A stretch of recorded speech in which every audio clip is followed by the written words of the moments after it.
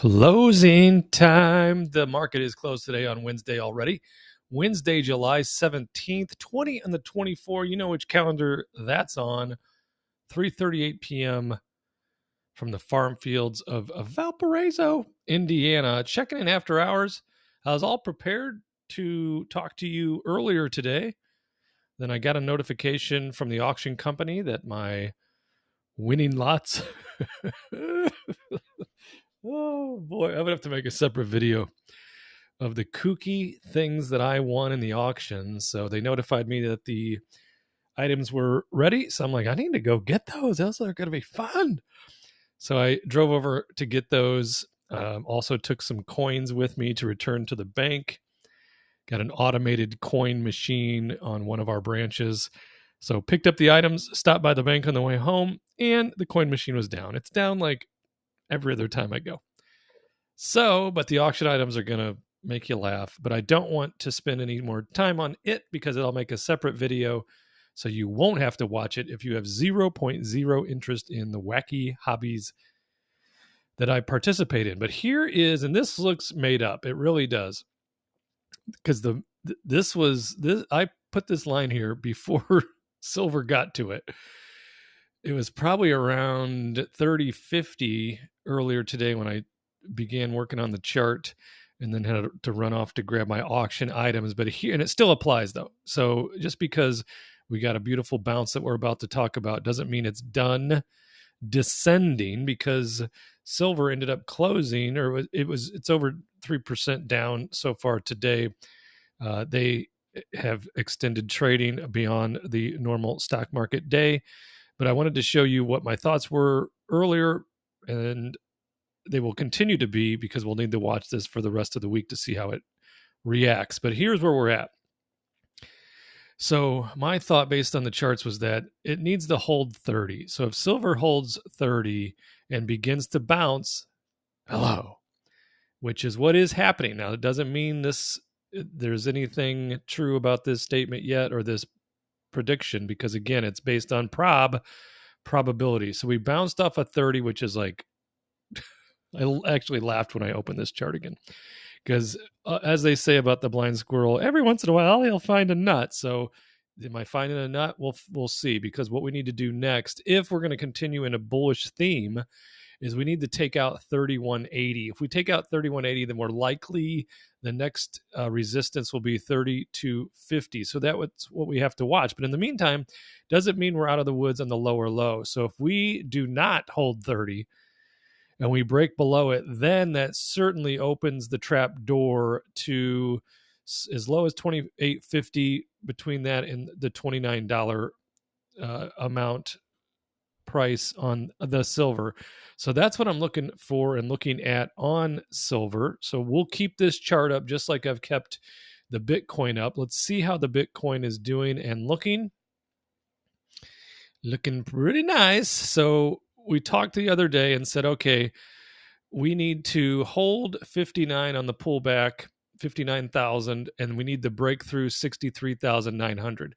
We broke through that 63,900 real nice, began the pullback, and that's what I anticipated, that we'd have a pullback, and we would maybe get to 60, 61, but our red flag would be at 59. So through 59, then we were going to continue to go lower, as low as 55,000 would be the next serious support. But it was a very shallow pullback, and then we said, okay, now we're moving the line up to 60, the new line, to 62,300. This is our bullish hold, okay? We made our way up all the way to what? 60, it touched like 66,000, pulled back again, but look like exactly where it bounced. It bounced right off of that 63,900. That is a very bullish sign. Now, what I mean by very bullish, I'm only talking in the short term. Long term, this thing, it's very volatile. Long term, though, for the year, still looking 80,000 plus. But in the short term, this is a very positive, bullish move for it to bounce off of that 63,900, not even coming close to the 62.3, which we moved up from the 59. That's right. So now our next target still, as it remains, is 67,000. We still leave the 62,300 up because, overnight we could easily have another pullback that breaks under the 63.9 and threatens the 62.3. But as of right now, our next target is 67,000. So let's go to the big board.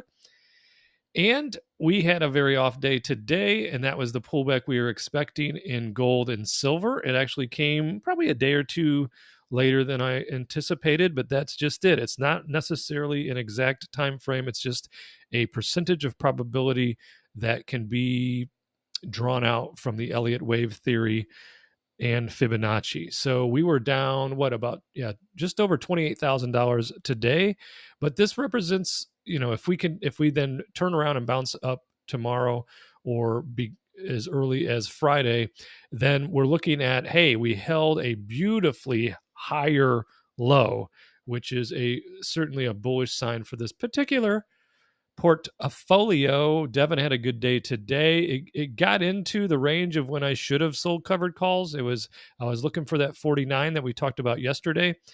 I think Lady Sweetheart and I were out for a walk, so I missed the 49s. It came down and I thought, okay, this is a classic microwave, no pun intended, 1, 2 pullback, 3 up. So then I came back in here around here, and I was, whoa, where'd we go? We lost all that. It was around here. And I'm like, oh, this is classic. So the next move should be up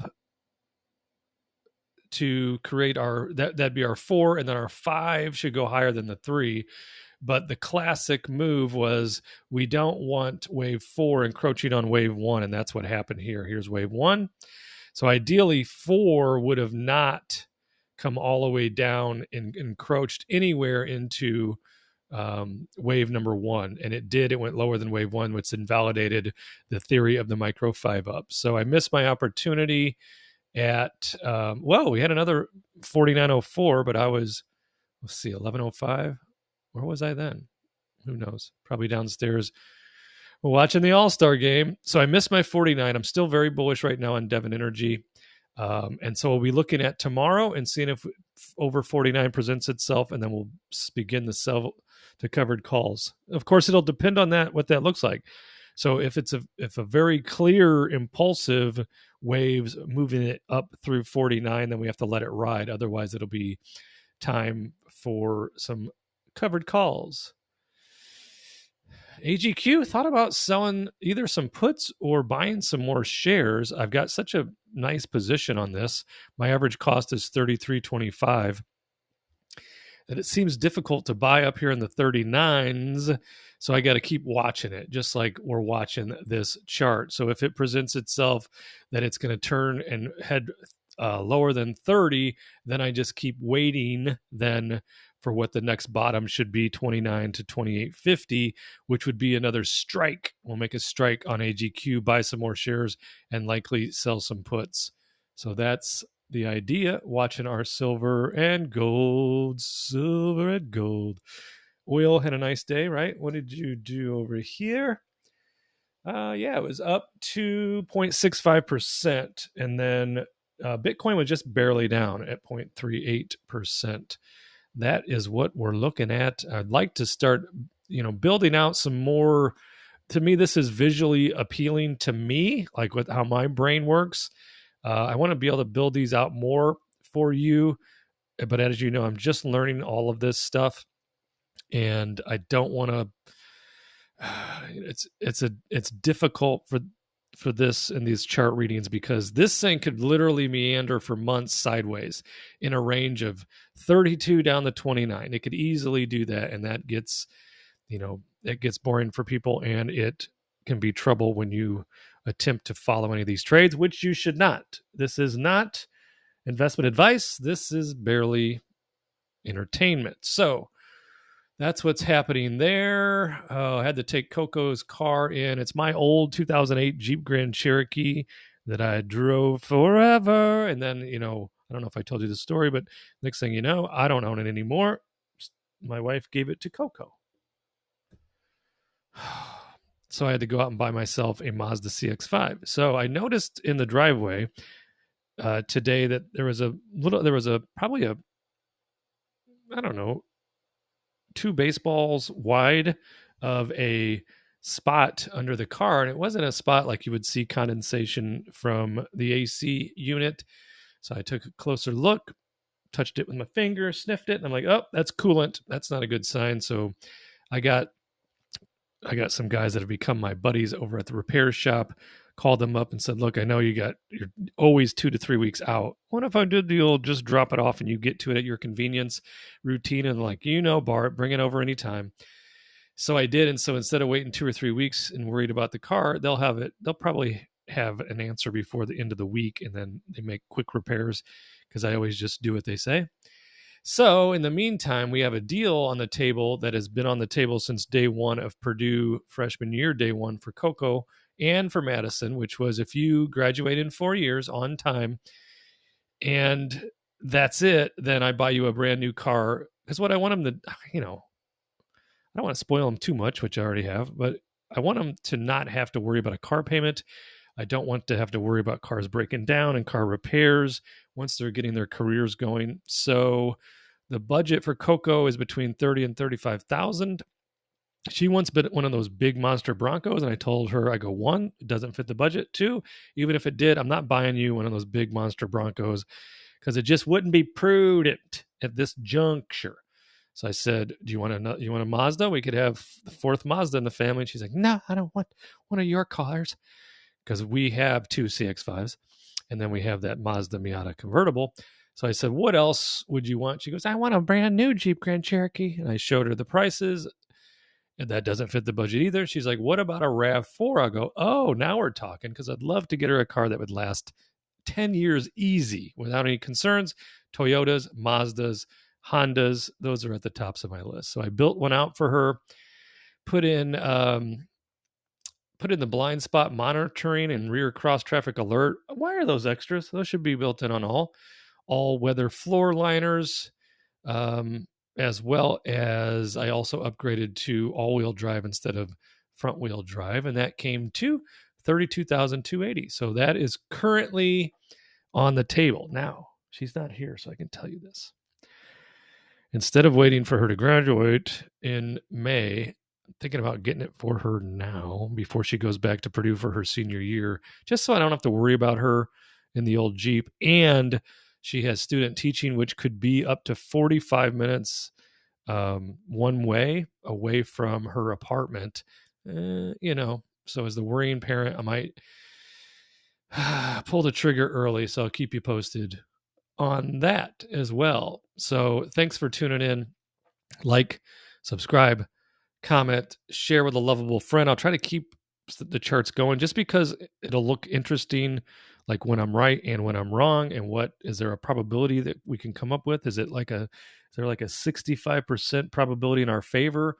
That's what I've been trying to swing trade and invest around, and it's been going pretty good, as you have seen over the last, I don't know, what have I been doing this? 7 or 8 months. I've been going with this type of theory, and what are we up? 1 week, we're up 47,000. 1 month, 167,000. 3 months, we're up 187, and keep in mind we're down almost 30,000 today, and year to date we're up $251,000. So far, and so good. Thanks for tuning in. You know what to do, and I will see you. Hold on. Just watching a big candle in silver. Oh, nope, it reversed, went back green. See you in the next video.